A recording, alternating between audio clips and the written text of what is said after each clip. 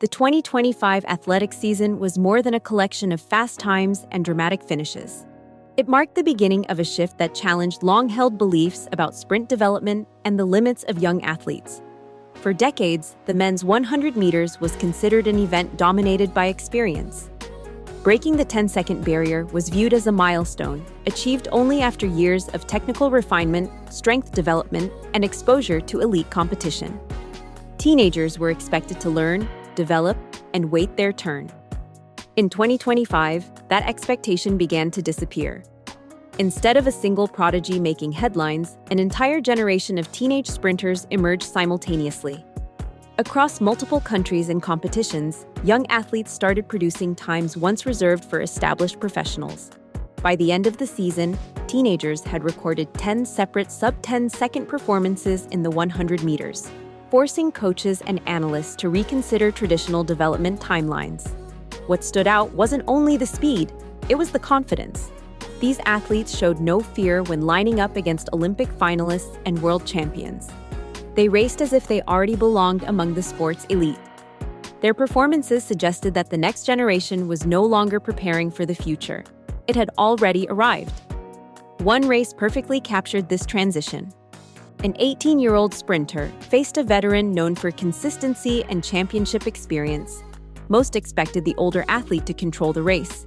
Instead, the teenager matched him through the acceleration phase and surged ahead in the final meters to claim victory. The result sent shockwaves through the athletics community and highlighted a new reality.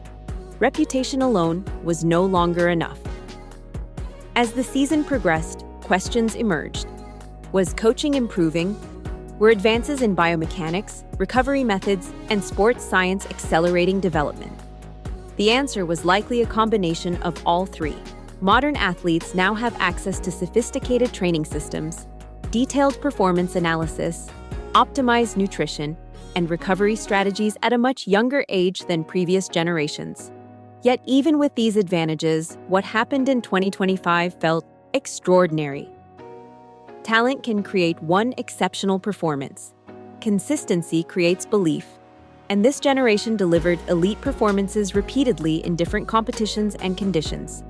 Coaches began studying their mechanics, analysts compared them to world champions, and former athletes openly discussed the possibility that sprinting's developmental timeline was changing forever. Among all these rising stars, one name attracted more attention than any other: Gout Gout. Even in a season filled with prodigies, his performances felt different. His running style appeared smooth, relaxed, and remarkably efficient. While many sprinters rely on visible power and aggression, Gout seemed to glide down the track. Most impressively, he often looked stronger as races progressed. From his earliest appearances, it was clear his development was unusual. At just 16 years old, he broke a national 200-meter record, instantly becoming one of the most exciting young talents in world athletics. For many athletes, such a performance would define an entire early career. For Gout, it was only the beginning. Instead of plateauing, he continued improving. The following season, he lowered his own record and reinforced the belief that his potential remained largely untapped. Every competition strengthened the impression that he was progressing at a rate rarely seen in sprinting. Official records, however, told only part of the story. Several of Gout's most impressive performances never entered the record books because of excessive tailwinds. He repeatedly produced sub-20-second 200-meter races and sub-10-second 100-meter efforts, only to see them ruled wind-assisted. The speed was undeniable, but official recognition remained out of reach. Rather than allowing frustration to slow his progress, Gout appeared unaffected. Each wind-assisted performance increased anticipation for what he might achieve under legal conditions. Every race carried the same message: when everything aligned, something special could happen. That moment seemed to arrive in early 2026. On February 21st in Brisbane, Gout opened his season with a performance that immediately captured international attention. Competing in what appeared to be a routine early season race, he crossed the finish line in exactly 10.4 seconds. The mark was significant for several reasons. It became the fastest 100-meter performance ever recorded by an Australian athlete on home soil. and demonstrated clear progress in an area many considered his biggest weakness: acceleration. Race analysis revealed a 60-meter split of 6.58 seconds, noticeably faster than in previous seasons. For years, acceleration had been viewed as the one aspect separating him from the world's best sprinters. Improvements in this phase suggested that his overall ceiling might be far higher than previously imagined. But the most remarkable statistic came later in the race. Gout covered the final 40 meters in just 3.42 seconds, a closing split comparable to elite championship-level sprinting. Such finishes are typically produced by fully developed world-class athletes competing under maximum pressure. Gout delivered it in a season opener without world-class rivals pushing him to the limit. That performance changed how many observers viewed his future. In sprinting, success is not only about maximum speed. It depends on how efficiently an athlete builds, maintains, and distributes that speed throughout the race. Gout's distribution pattern appears unusually effective.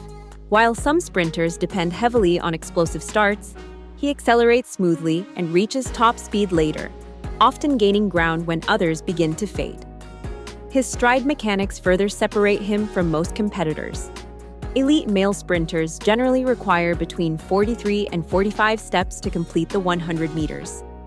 Gout has been observed covering the distance in as few as 41 steps, indicating exceptional stride length combined with high turnover frequency. Few athletes in history have successfully balanced these two qualities.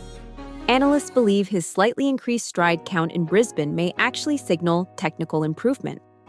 More frequent strides during the acceleration phase could allow him to reach top speed earlier without sacrificing efficiency later in the race.